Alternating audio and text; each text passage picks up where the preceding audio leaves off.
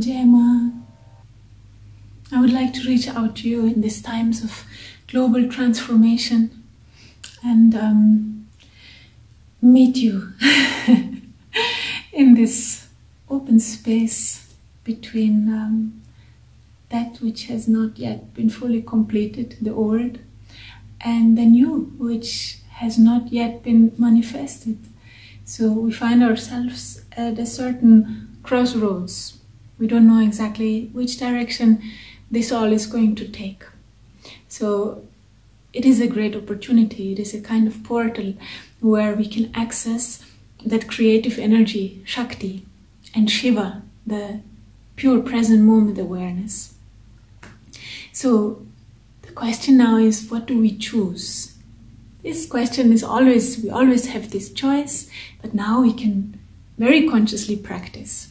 Do we choose to get entangled in the stories, in the media, in the politics, in the different fears, different opinions, all of these different hidden agendas, and lose our ground? We are bound to lose energy, we are bound to lose focus and ground when our mind gets too much involved in all of this.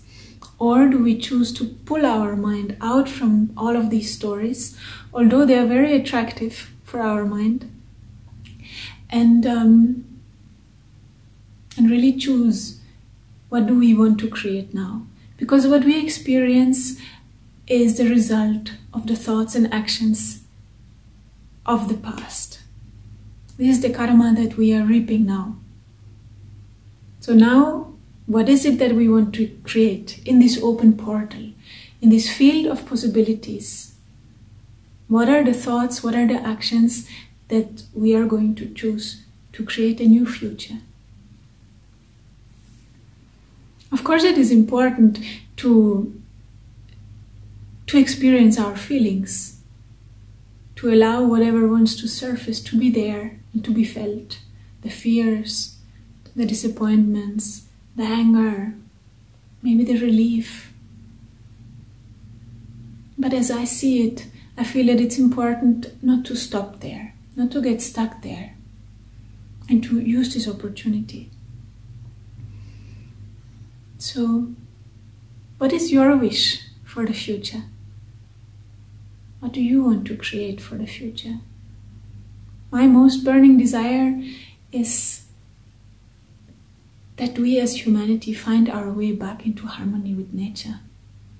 And I would like to make this desire into a very strong intention, strong enough to manifest. I would like us to again be guardians of Mother Nature, servants of Mother Nature. Not to elevate ourselves above her, but to see her as divine and to put her first. The more of us that manage to come out of the old tracks, these old ways of capitalist thinking, fear-based thinking, security-oriented thinking, ego-based thinking, the more we are able to put nature first, put our spiritual integrity first, the more we can allow this planet to heal. And as Mother Earth heals, we also simultaneously heal, because whatever is outside, whatever we experience, is nothing but a reflection of our inner world. So in SWAKRIYA Yoga, we have these wonderful practices with the 5 elements. It is a form of Bhuta Shuddhi. Bhuta means the 5 elements, Shuddhi means purification. Purification of the 5 elements. In Tantric philosophy, the 5 elements are a very central concept. They are the building blocks of creation, this world around us, our physical body.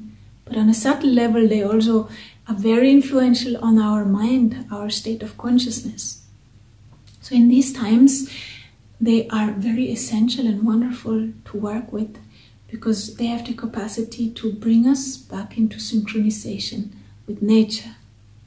So all of you who have already learned these practices with us, I encourage you to practice. You're not alone in your efforts. We're all working together. And remember that your sadhana, your spiritual practice, you don't do it only for yourself, for your own upliftment. You uplift the whole of humanity. So for those of you who do not know the 5 elements, the 5 tantric elements yet, I'm happy to give you a brief introduction.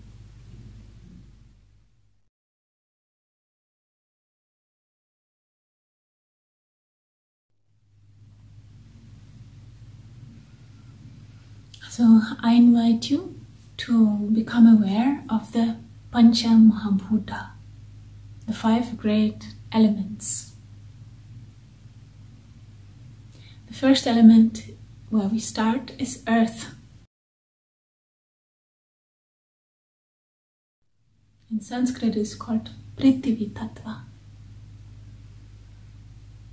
So just now, where you are, where you sit, try to feel the ground.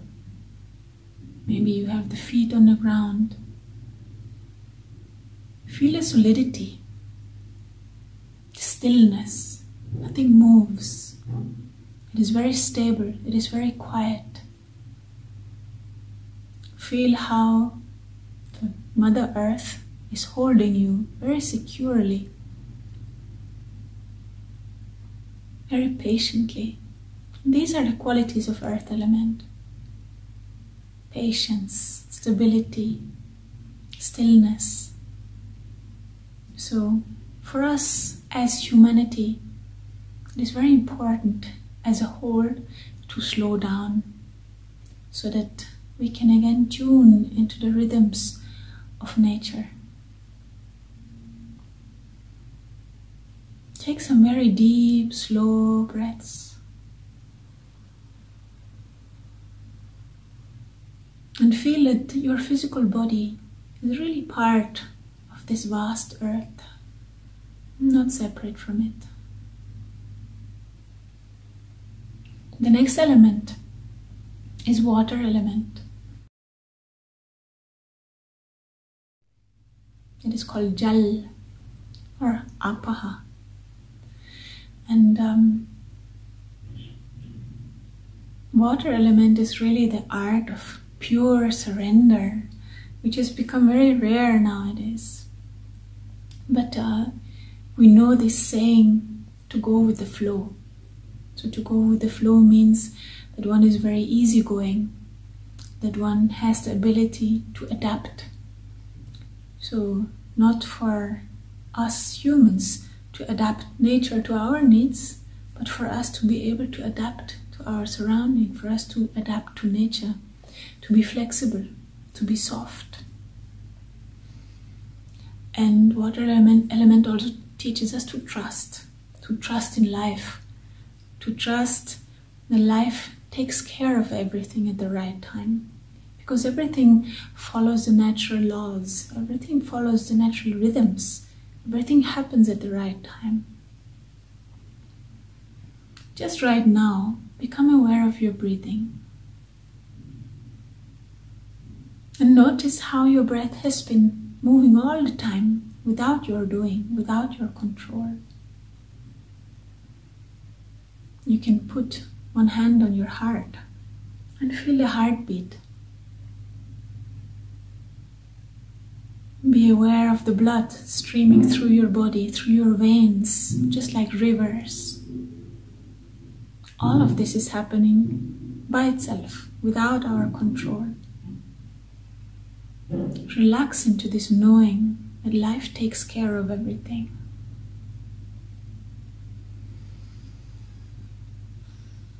And how are we treating water? It used to be that the rivers were adored as conscious beings, as conscious entities. Nowadays, we just very conveniently have the running water in our houses. We just turn on the tap, water comes out, we turn it off, water stops. But water has this capacity, this outstanding quality to remember. It records whatever informations are surrounding it. our feelings, our thoughts, our emotions, and it reflects it back to us.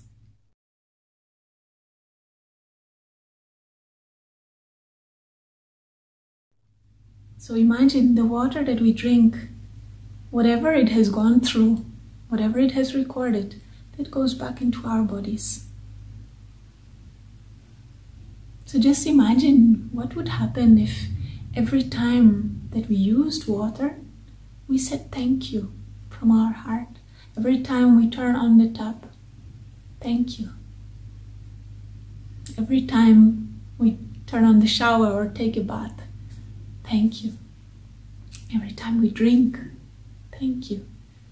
And imagine if all of humanity would be doing this. The next element is fire element. Agni Tattva. So Agni is very important in these transformative times. Fire reduces everything to ashes, which is not needed anymore.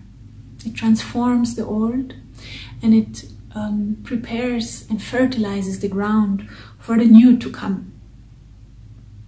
So fire also gives light, and it gives intensity, so that we can see clearly and we can act clearly, with focus, with clarity.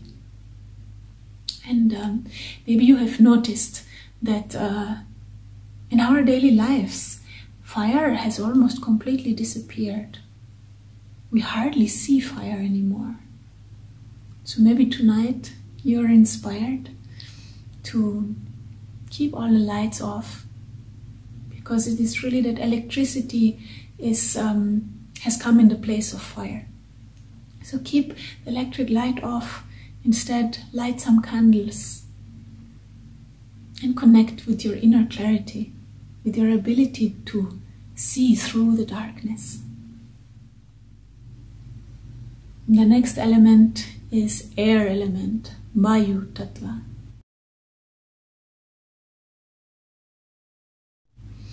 And I feel that this coronavirus pandemic is teaching us especially about air element.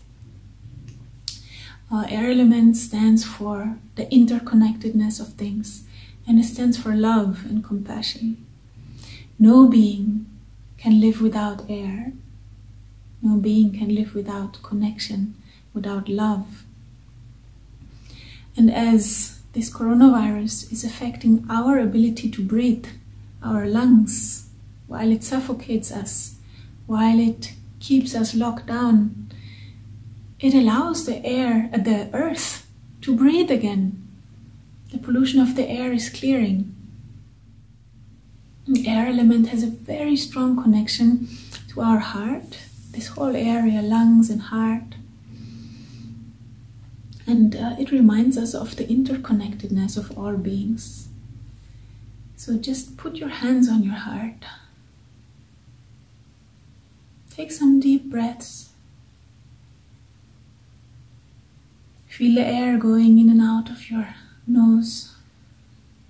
Feel that how you breathe in, the air is somehow touching the heart space. Become aware that air cannot be divided. Air cannot be separated. It's impossible to restrict it. It cannot be owned by anybody. Air is just one. In the same way that all of us, we are one.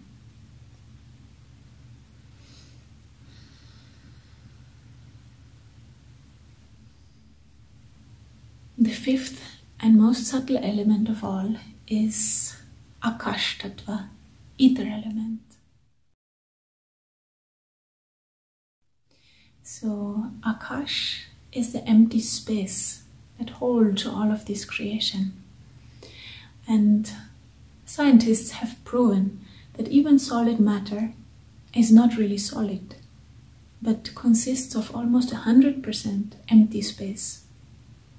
So what Akash Tattva reminds us of is of the source of life, that all of this physical creation that we see, all of these forms, they're just coming and going.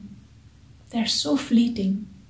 They come out of this field of potential creative energy for a short while, and they disappear back into it. And the only thing that lasts throughout eternity is what we call the soul, or you can call it God, or consciousness. There's not really any difference between all of these.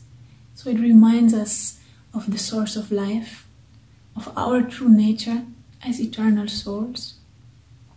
And if we are aware of this truth, then we have nothing to fear, we have nothing to lose,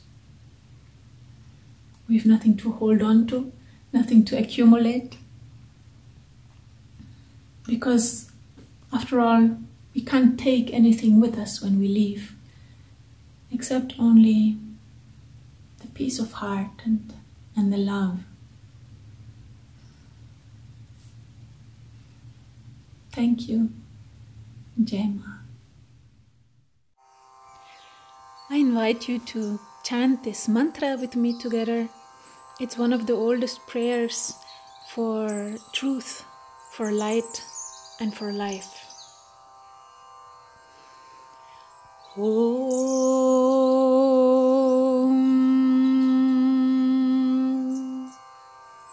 Asato Ma Satgamaya Tamaso Ma Jyotirgamaya Mrityorma Amritam Gamaya.